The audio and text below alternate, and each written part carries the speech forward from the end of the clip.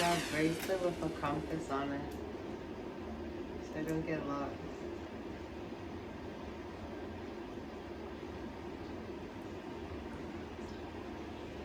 Okay, so more about yoga and healing, not just trauma, any painful situation, going through a stressful time. If you haven't tried yoga, I would imagine now would be a great time, but not with anyone, because like a few videos that I've done, yoga's been very watered down, as well as like those colorful books with the chakras. I said this gives me the first red flag is how colorful it is. Like, yoga doesn't need to sell itself. Also, the tradition of yoga, real yoga, Raja Yoga, as taught by Krishnamacharya and in the lineage of Patanjali, is designed for men, and specifically Ashtanga Vinyasa Yoga, 12-year-old boys. Women were not allowed in. So Indra Devi was the first woman, which was Russian, and she went to Krishnamacharya, I think on the third time he agreed to let her study under him. And she became one of the first yoga teachers. She was the first yoga teacher to bring Ashtanga Vinyasa to Hollywood. She taught Marilyn Monroe and all those fun people.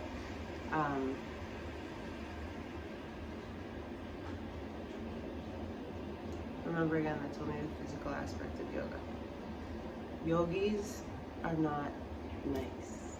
There's no love and light. That's all like marketing stuff that came up from Lululemon and stuff.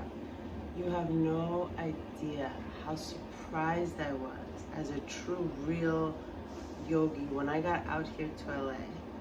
One of the things I guess I thought might be a silver lining in all this, besides my intention of becoming a family and, you know, being of service to my sister and my mother, was that yoga, LA in Miami, we thought LA was like yoga mecca. It wasn't yoga mecca, it was just yoga oversaturation. And it wasn't even yoga. Like, I remember going to this one class with a friend of mine, and he had taught at my studio in Miami. We met up and went to a class. The guy was into like his 5th sun salutation, so that's like 10 minutes into class, I hadn't heard one inhale or exhale. And I looked at it, we were in the front row, but like I looked at him and I was like laughing, and I thought he would laugh with me. And then we had a discussion. He was like, Ashley, you know, I think that you waste a lot of time trying to teach people breath.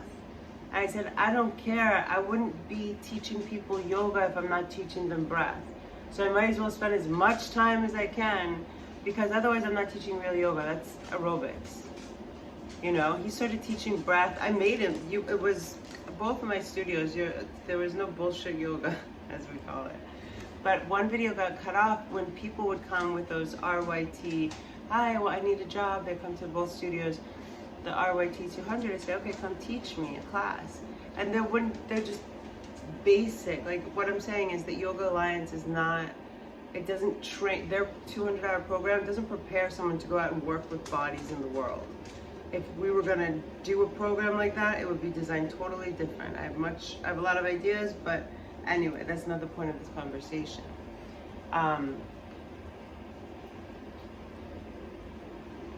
They would come into the room, exhale, reach your arms up.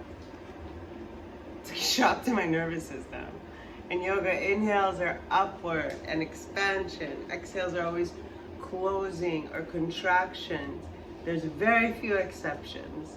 So when they're just willy-nilly throwing around inhales and exhales, I'm just like, but what did you learn? Oh, Patanjali's, maybe, you know? And they try to always emulate or sort of, you know, channel the teacher that taught them, and it's just a whole, whatever. Okay. The way that yoga helps trauma is people that are not safe in their bodies, especially after sustained trauma, the journey back to befriending the body, and then what did he say before? Inhabiting the body. So if you're holding a pose stagnant, let's just call this warrior 2,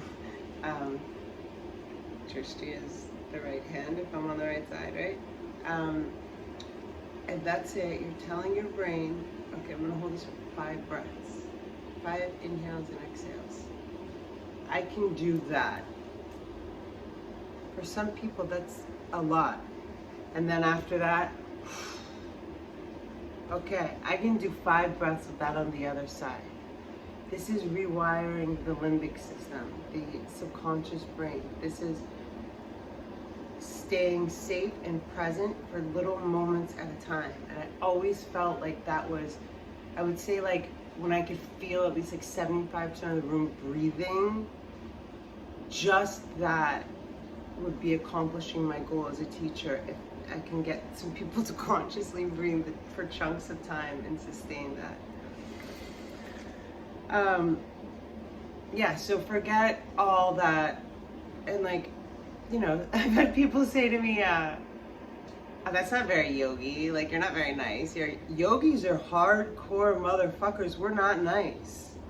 Lululemon's made $1 billion in, and also core power yoga. And yes, of course, there's beauty in truth, satya. There's astonishing power in Asteya, non-violence. Very few people understand that the extraction or extrapolation of this whole love light community is bullshit, and it never existed in traditional yoga. Krishnamacharya used to hit his students with sticks.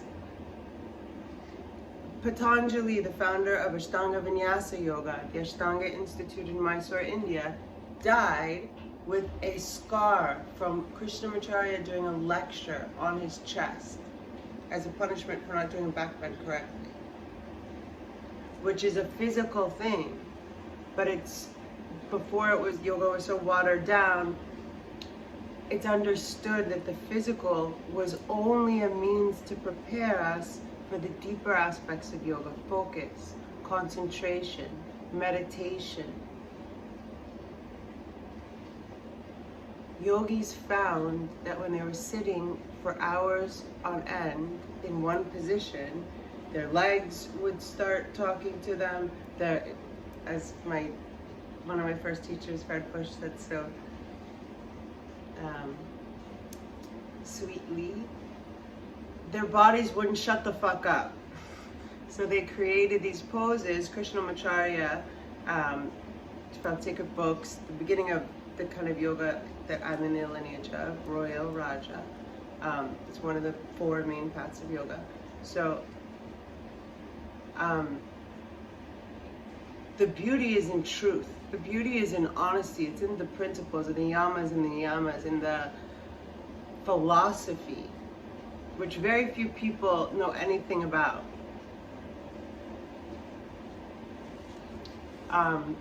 When it comes to yoga, and themselves, I guess, too. Okay, so Dr. Bessel Van Der Kolk was the first man to, in 1998, do the study on the effects of yoga and healing trauma and PTSD. He worked with the least promising demographics. He found them, well, he started his work in like a VA in Boston, I believe, the Veterans Association. But all kinds of people came to his clinic, and those were the people that he chose to do these studies on. Our decision to study yoga led us deeper into trauma's impact on the body. Our first experimental yoga class met in a room generously donated by a nearby studio. David Emerson and his colleagues, Dana Moore and Jody Carey, volunteered as instructors. and my research team figured out how we could best measure yoga's effects on psychological functioning. We put flyers in the neighborhood, supermarkets, and laundromats to advertise our classes and interviewed dozens of people who called in response. Ultimately, we selected 37 women who had severe trauma histories and who had already received many years of therapy without much benefit. Half the volunteers were selected at random for the yoga group, while the other would receive well-established mental health treatment, dialectical behavior therapy, DBT, which teaches people how to apply mindfulness, stay calm, and in control. Finally, we commissioned an engineer at MIT to build us a complicated computer that could measure heart rate variability simultaneously in 8 different people. In each study group, there were multiple classes, each with no more than 8 participants. While yoga significantly improved arousal problems in PTSD and dramatically improved our subjects' relationships to the bodies, I now take care of my body. I listen to what my body needs. 8 weeks of DBT did not affect their arousal levels or PTSD symptoms. Thus, our interest in yoga gradually evolved from a focus on learning whether yoga can change heart rate variability, which it can, to helping traumatized people learn to comfortably inhabit their tortured bodies. Over time, we also started a yoga program for Marines at Camp Lejeune and have worked successfully with various other programs to implement yoga programs for veterans of PTSD. Even though we have no formal research data on the veterans, it looks as if it's at least as effective for them as it has been for the women in our studies. All yoga programs consist of a combination of breath practices, pranayama, stretches or postures, asanas, and meditation. Different schools of yoga emphasize variations in intensity and focus within these core components.